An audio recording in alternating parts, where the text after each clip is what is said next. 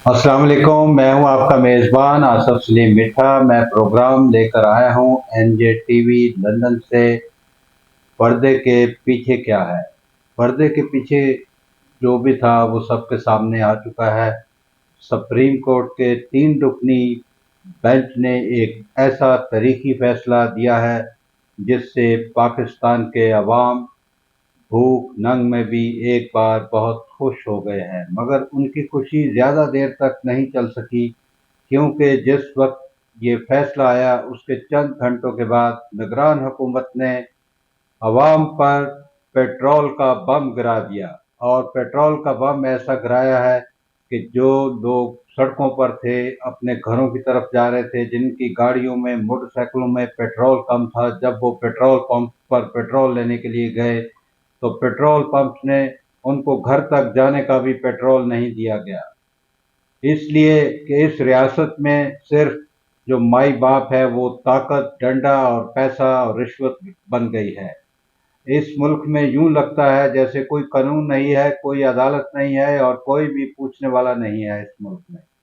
अगर अवाम एहतजाज करे तो फिर अवाम को गद्दार और उन्हें पकड़कर जेलों में बंद कर दिया जाता है। इस सिलसिले को देखने के लिए जो हमारे ताकतवर हैं उन्हें बहुत सिर जोड़कर बैठना होगा और गौर करना होगा कि इस तरह के करप्ट माफिया को किस तरह ख़त्म किया जाए जिससे अवाम पुरसकून ज़िंदगी गुजारने के काबिल हो सके। बहरहाल आते हैं अपने मौजू पर कि अता बंदयाल साहब ने जाते जाते एक बार फिर नैब जदगान की सोचों पर बिजलियां गिरा दी हैं, और ऐसी बिजलियां गिरी हैं कि जिससे नून लीग और पीपल्स पार्टी और दीगर जो नैब सरकान थे, जिनमें कई ब्यूरोक्रेट्स भी थे, जिनमें आहत चीमा, फवाद हसन, तौकीर शाह और आहत चीमा वगैरह ये जो लोग थे, फवाद हसन है और एक फवाद सैयद है गालबन, और इनके साथ साथ 6 साबक वज़राए आज़म और साबक सदर जरदारी समेत शहबाज शरीफ और इनके जो भाई नवाज शरीफ साहब हैं और खाकान अब्बासी साहब, यूसुफ गलानी साहब और इनके साथ साथ शौकत अजीज़ एक हमारे बाहर से इम्पोर्टेड वज़ीर आज़म जो लेकर आए थे, जनरल मुशर्रफ, जिन्हें माहिर मुआशियात कहा जाता था, मगर वो भी लूट कर इस मुल्क से ऐसे फरार हुए हैं कि दोबारा उन्होंने इस सरजमीन पर पाँव रखने की कोई जरूरत नहीं की। वो लंदन में खुलम खुला आज़ाद घूमते हैं और अरबों रुपया वो जहाज से लूट कर ले गए हैं, जिन्हें पकड़ने के लिए शायद मेरा ख्याल है कि जो वो होती है इंटरनेशनल इंटरपोल जिसे कहते हैं, शायद उसके ज़रिए उन्हें कभी अदालत अगर या नैब कहे तो ये पकड़ कर ले आए। बहरहाल वो अभी गुज़श्ता दिनों भी मैंने देखा है बारबेक्यू पार्टी में बैठे हुए थे, जिनमें नामवर साबिक टेस्ट क्रिकेटर भी मौजूद थे। कहने की बात यह है कि हमारे चीफ जस्टिस साहब ने कहा कि good to see you. Good to see you वैसे तो 9 मई वाले दिन इमरान खान साहब को कहा था जब वो सुप्रीम कोर्ट में अपनी जमानत के सिलसिले में गए थे, मगर ये गुड टू सी यू एक मुहावरा और एक तंजिया फिक्रा बन चुका है नून लीग और उनके तमाम इत्तेहादियों के लिए, जिन पर नैब के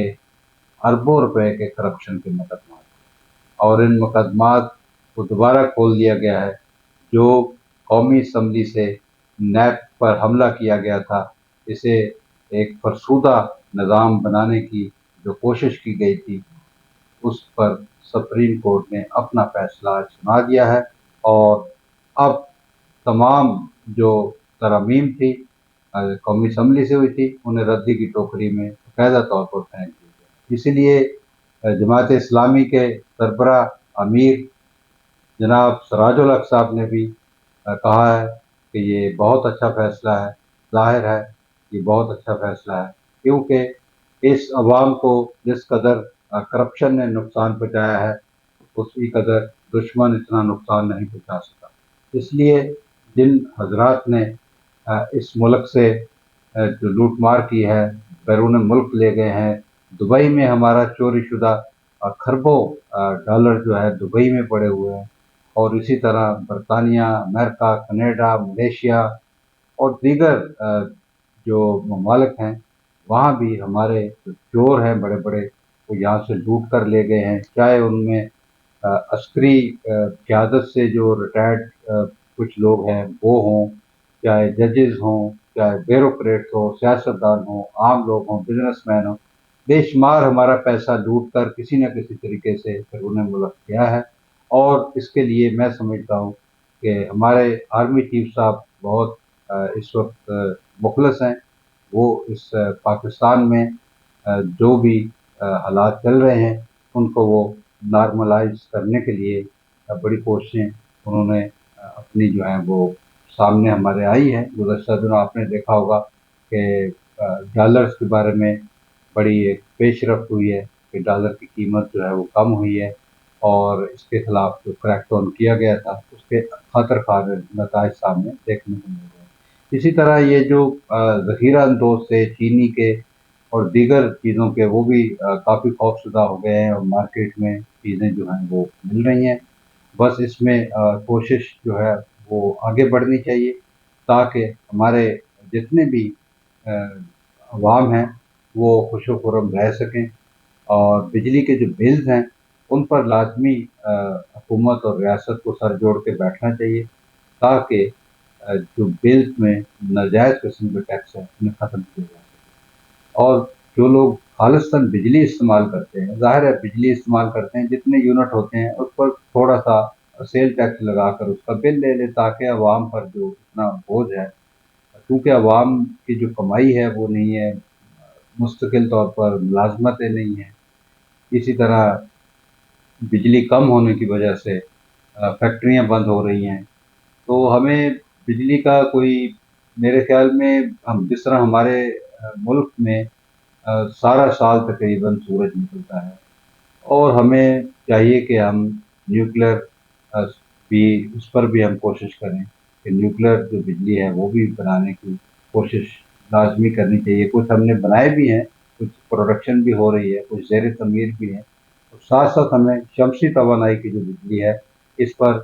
मैं समझता हूँ कि जर्मनी या चीन से कोई ऐसा मुआहदा किया जाए कि हर एक डिवीज़न के अंदर मिनिमम एक ऐसा कारखाना लगा दिया जाए जिससे शमसी तवानाई की जो प्लेटें हैं वो बन सकें। और वो उन प्लेटों के साथ इतनी बड़ी कोई साइज़ नहीं है, छोटा-सा एक यूपीएस लगता है और उसकी एक वायरिंग होनी है और हर घर को हम बिजली दे सकते हैं। बाकी ये बाकी माँदा जो बिजली है ये हम इंडस्ट्रियल एरिया को देकर अपनी सूरत-ए-हाल, मैं समझता हूँ ज़्यादा नहीं तो 2 साल में हम इसको कवर कर सकते हैं। ये इतना लंबा मंसूबा नहीं है। मैं भी इंजीनियरिंग को बहुत ज़्यादा समझता हूँ। अगर ये हुकूमत या रियासत मेरी ज़िम्मेदारी लगाए तो मैं 2 साल के अंदर पूरे मुल्क में हर जगह पर जो बिजली है हर घर में, गाँव में जहाँ भैंसों का बाड़ा होगा वहाँ भी वो प्लेटें न्यूक्लियर जो शमसी तवानाई की लगाकर वहाँ भी बिजली हम पहुँचा देंगे। इतना बड़ा काम नहीं है, सिर्फ हमें अच्छे मैनेजर चाहिए, ईमानदार लोग चाहिए, सारे वसाइल मौजूद हैं। मैनेजमेंट में हम मार खाते हैं क्योंकि हमारे अंदर बेईमानी बहुत है, झूठ बोलते हैं हम, वादा खिलाफ़ी करते हैं, मिलावट करते हैं, कम तोलते हैं, बेइंसाफ़ी करते हैं। मसलन जितनी बुराइयाँ हैं हमारे अंदर, अगर हम 2-4 भी इनमें से छोड़ दें तो काफ़ी आगे जा सारी अगर बुराइयाँ आप नहीं छोड़ सकते तो कम से कम आप झूठ बोलना छोड़ दें और ज़िम्मेदारी जो होती है उसको कम से कम अपना लें कि हमें ये काम करना है, ये हमारी रिस्पॉन्सिबिलिटी है, हमने इसको हर सूरत में अटेंशन देनी है और कौम को आगे लेकर जाना है। बाकी रही बात कि मैं समझता हूँ कि अगर जो लोग जिनके केसेस दोबारा सुप्रीम कोर्ट के फैसले के बाद खुल रहे हैं, कुछ लोग वो वफाकी काबीना के अंदर हैं, उन्हें अखलाकी तौर पर जो है वो इस्तीफ़ा दे देना चाहिए। इसी तरह राजा परवेज़ अशरफ साहब जो स्पीकर बने थे, अपना ये फलाही गवर्नमेंट जो बनाई गई थी, खुदाई गवर्नमेंट, एक ज़बरदस्ती 16 माह की, उसके अंदर वो स्पीकर का जो होता है उनका भी केस खुल गया है। उन्हें भी चाहिए कि वो अखलाकी तौर पर इसे इस्तीफ़ा दे दें और ताकि अपने केस का वो सामना कर सकें। इसी तरह जो हमारे साबिक़ वज़ीर-ए-आज़म हैं, जिनमें शहबाज शरीफ साहब हैं, नवाज़ शरीफ साहब हैं, फकान अब्बासी साहब हैं, अपना यूसुफ रज़ा गिलानी साहब हैं, तो इनके भी जो मुकदमात हैं वो दोबारा से खुल गए हैं। शायद नवाज शरीफ साहब 21 अक्टूबर को पाकिस्तान वापस आने का फैसला एक बार फिर तर्क कर दे, और इस फैसले से आप ये देखें कि अवाम के जो बयानिया है अवाम का, जिसको इमरान खान ने बहुत पहले कहा था कि इस मुल्क में बहुत करप्शन हो रही है, चोरी हो रही है, पैसा चोरी करके बाहर ले जाया जा रहा है, तो उस बयानी को तक़वियत मिली है। और जो पीटीआई है अपने मकासद में वो बहुत कामयाब हुई है, और उम्मीद है कि जो लोग 9 मई के सिलसिले में पकड़े हुए हैं उन्हें एक सख्त वार्निंग देकर रिहा कर दिए जाए, और आइंदा इस तरह के वाक़यात ना होने की एक जो उनसे एफिडेविट लिया जाए सारे लोगों से, और उन्हें माफ़ कर दिया जाए, क्योंकि इस मुल्क में सबको रहना है, इस मुल्क को हमने मिलकर आगे लेकर जाना है। पाकिस्तान की जो फ़ौज हैं वो हमारे तहफ़्फ़ुज़ के लिए है, हमें एक मज़बूत फ़ौज की ज़रूरत है। वैसे तो आने वाले दिनों में ये इंटरनेशनल अंदर की खबरें हैं कि वो हिंदुस्तान और पाकिस्तान की एक ऐसी सुलह कराना चाहते हैं जिसमें कम अज़ कम 25 से 30 साल तक कोई भी जंग ना हो, ताकि यहाँ के दोनों ममालिक के जो गरीब अवाम हैं, जो बिल्कुल ज़ीरो सिफ़र हैं, वो जो फुटपाथों पे सोते हैं, जिनके पास खाने पीने को नहीं है, रिहाइश के लिए नहीं है, उनके पास साफ पीने का पानी नहीं है, उनके बच्चे स्कूल नहीं जा सकते, जिनके बच्चे स्कूल कूड़ा कागज़ प्लास्टिक की बोतलें उठाकर सारा दिन जो है रिसाइकलिंग की रद्दी जिसे कहते हैं हम, अ, कबाड़ जो होता है कूड़ कबाड़, वो बेचकर गुजारा करते हैं। तो इस तरह हमें दोनों मुल्कों को, अगर ये इंटरनेशनल खबर दुरुस्त है तो फिर हमें दोनों मुल्कों को मिलकर सुलह करनी चाहिए, ताकि इस खित्ते में एक खुशहाली आए और अवाम जो है वो यूरोपियन तर्ज पर तरक्की करे। हम कोई यूरोप से कम नहीं, आप याद करें जब 1947 में पाकिस्तान